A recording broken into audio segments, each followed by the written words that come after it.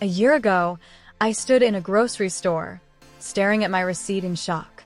I had spent more than I planned, again. Despite earning a decent salary, I was living paycheck to paycheck, feeling stuck and stressed. That day, I made a bold decision. I would spend the next year living frugally to take control of my finances. At first, I worried it would feel like punishment, giving up things I enjoyed, missing out on fun experiences, and living with less. But what I discovered surprised me. Frugality wasn't about deprivation. It was about freedom. I learned how to spend intentionally, save more, and invest wisely. Most importantly, I redefined what happiness and success really meant. This story isn't about surviving on pennies. It's about thriving by changing how I think about money. Here's what I learned from a year of frugal living and how it changed my life forever. Number 1. The myth of deprivation. What frugality really means. When people hear the word frugal, they often think of sacrifice, giving up nice things, skipping fun activities, and living a boring life. But that's not what frugality really is.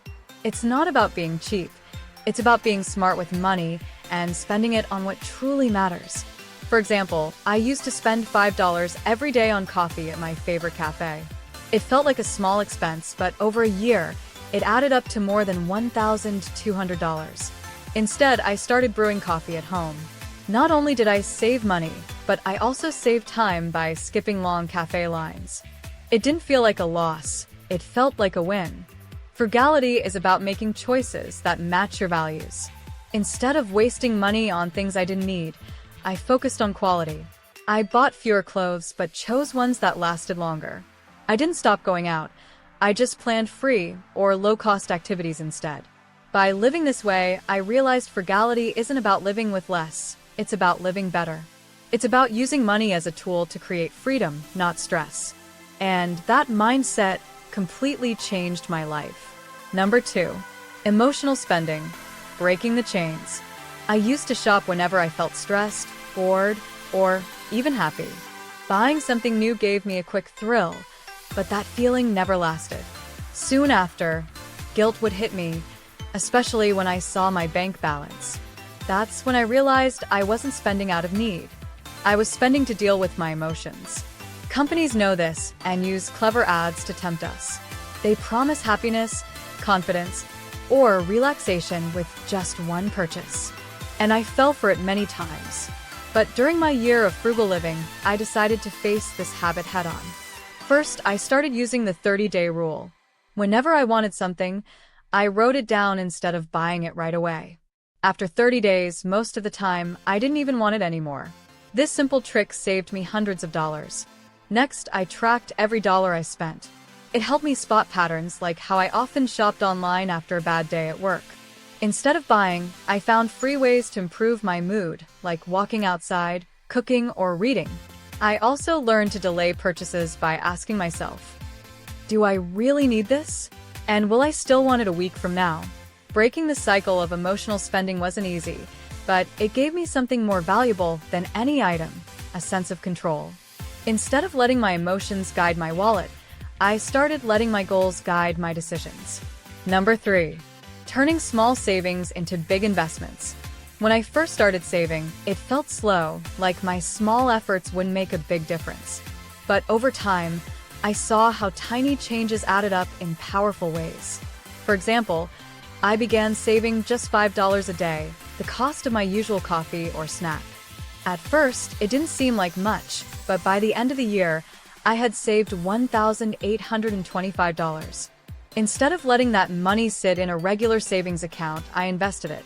I chose ETFs, exchange-traded funds, because they're low cost and spread my risk across many stocks. With an average annual return of 7%, my $1,825 could grow to over $3,500 in 10 years, $7,000 in 20 years, and nearly $14,000 in 30 years, without adding another penny. To make investing easier, I used robo-advisors, apps that handle investments for you based on your goals. I also opened a high-yield savings account for my emergency fund, earning more interest than a regular bank account. What surprised me most was how saving and investing became exciting. Watching my money grow showed me the value of patience and consistency. I didn't need to make huge sacrifices or earn a high income to build wealth. I just needed to start small and stay consistent. This shift changed how I saw money.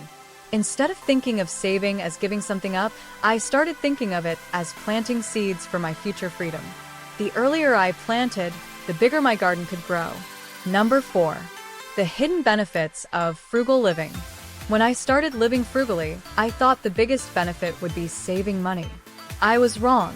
The real rewards went far beyond my bank account. Cutting back on spending meant fewer bills and no more credit card debt. Without worrying about money all the time, I felt lighter and more focused. My home was less cluttered, too, because I stopped buying things I didn't need. A clean space gave me peace of mind. Living frugally pushed me to focus on people, not things. Instead of expensive dinners or outings, I started hosting potluck dinners and game nights. These moments created deeper connections and better memories than any fancy restaurant ever could.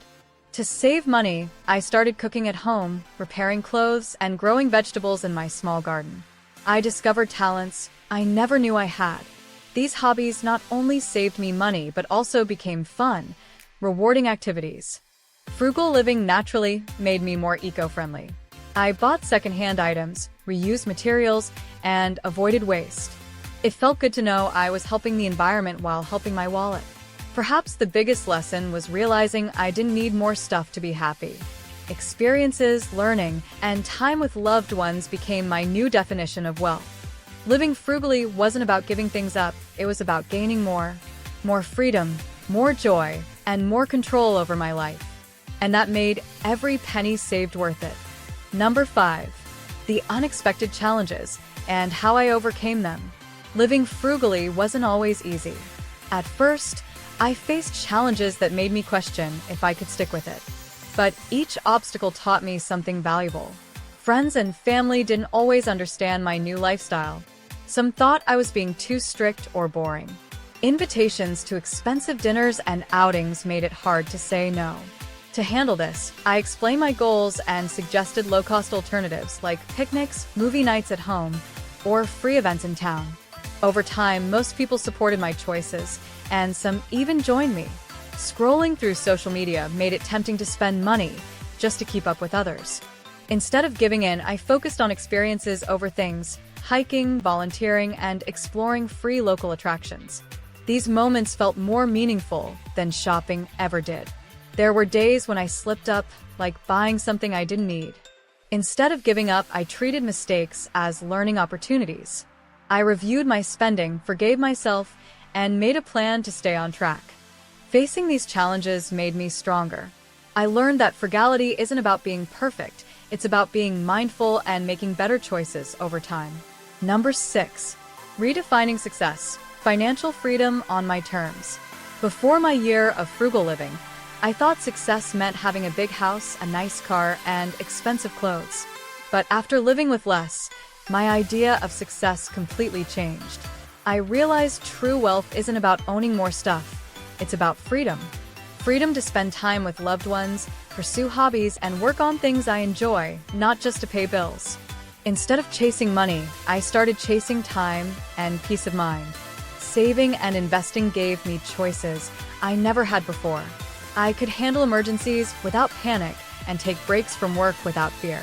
I felt in control, not trapped by debt or endless payments. I also discovered the joy of simple pleasures, cooking meals at home, reading books from the library, and spending time outdoors. These moments made me happier than any shopping spree ever did. Most importantly, I learned that success isn't about impressing others. It's about living on my terms, free from stress, debt, and pressure to keep up with trends. Frugality didn't limit my life. It expanded it. It gave me the tools to create a future where I'm not just surviving, I'm thriving. Living frugally for a year changed my life in ways I never expected. At first, I thought it would be about saving money, but it became so much more. It gave me freedom, peace of mind, and confidence in my future. I learned that frugality isn't about giving up everything you enjoy. It's about spending smarter. Instead of wasting money on things I didn't need, I started building savings, investing, and planning for long-term goals. And the best part? I never felt like I was missing out. Frugal living also helped me appreciate the simple joys in life. Time with family, hobbies, and experiences that didn't cost much, but meant so much more. It taught me to value freedom over things, and now I feel prepared for whatever life throws my way. If you're tired of living paycheck to paycheck or feeling stressed about money, I encourage you to try a frugal month, or even a year. Watch how it transforms your habits and mindset. You don't need to be rich to live well. You just need to take control of your money, and your life will follow. Now, if you want to learn how to achieve financial success, then watch this video next. If you made it to this point in the video, please like and subscribe to the channel to see more content like this. Thanks for watching, and I'll see you in the next video.